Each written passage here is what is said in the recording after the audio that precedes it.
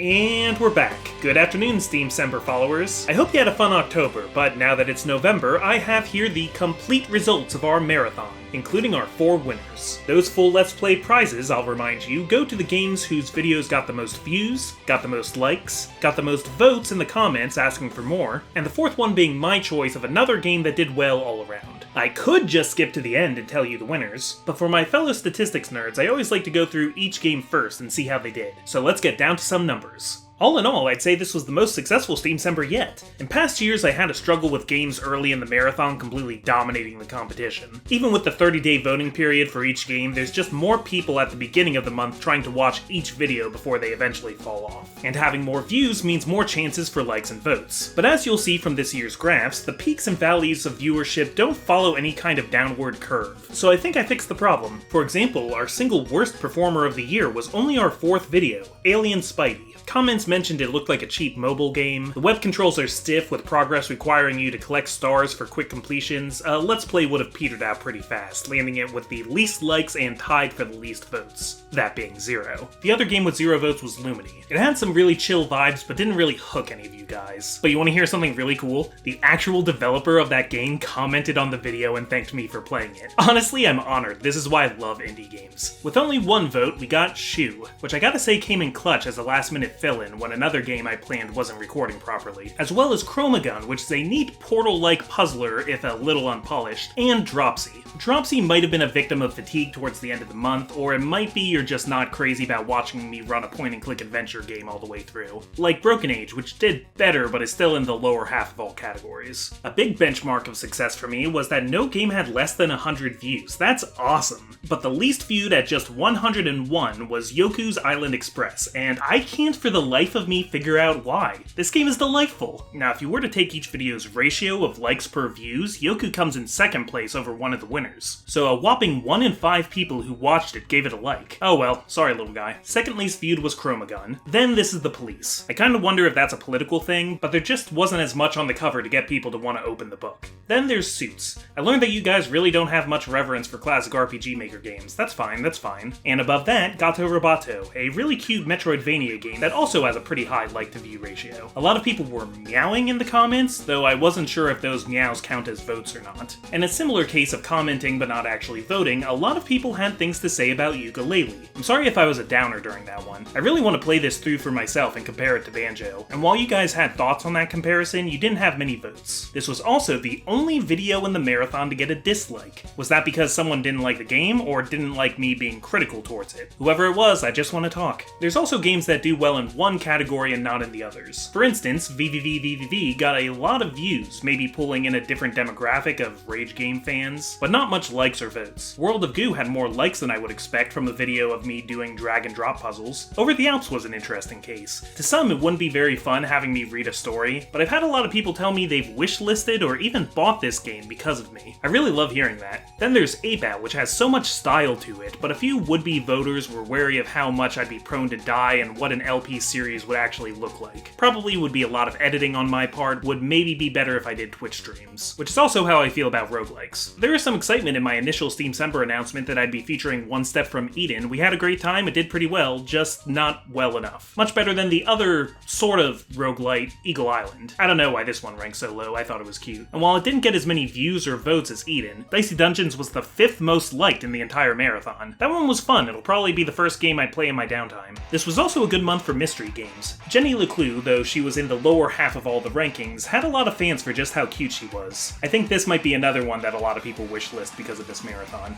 And the other 3 mysteries performed great. Aviary Attorney had the advantage of being the first game, but I think enough of my audience also liked Ace Attorney games and wanted to see something else like it. Return of the Obra Dinn sounds like it would be really boring, but this one got a lot of likes and votes. Not to mention probably the funniest moment in the entire marathon. And the Sexy Brutale was the 4th most viewed video. Is it because it has sexy in the title? Also a few tactics games, which is kind of a staple of my channel. Pit People got some traction despite being one of the last games in the showcase, and same with SteamWorld Heist that closed out the marathon. As for RPGs, Cosmic Star Heroine was a pleasant surprise for a lot of people who'd never heard of this Chrono Trigger-like project, and Transistor, can I call Transistor an RPG? Well, it's another one that got less views than I expected, but a lot of likes and votes regardless. And without further ado, the winners, the future Let's Plays for the next year or so of my channel. Coming in with the most views by a huge margin, it's the Henry Stickmin collection. And I gotta say, I'm shocked. I had no idea Henry had such a following. I kinda worried people would hate this, just me reacting to someone else's jokes, but no, it has the votes and likes to back it up. The people have spoken, so look forward to me attempting to 100% this collection. Henry Stickmin also went home with the most likes, so that trophy goes to the runner-up in the category, Kaze and the Wild Masks. I had a ball with this one so far. Seeing as it's a spiritual successor to Donkey Kong Country, one of my favorite series of all time, it seems my joy was infectious. A lot of you were happy to see me in my element here, so let's do it. Maybe I'll go for 100% here too. As for the most votes, and it wasn't even close,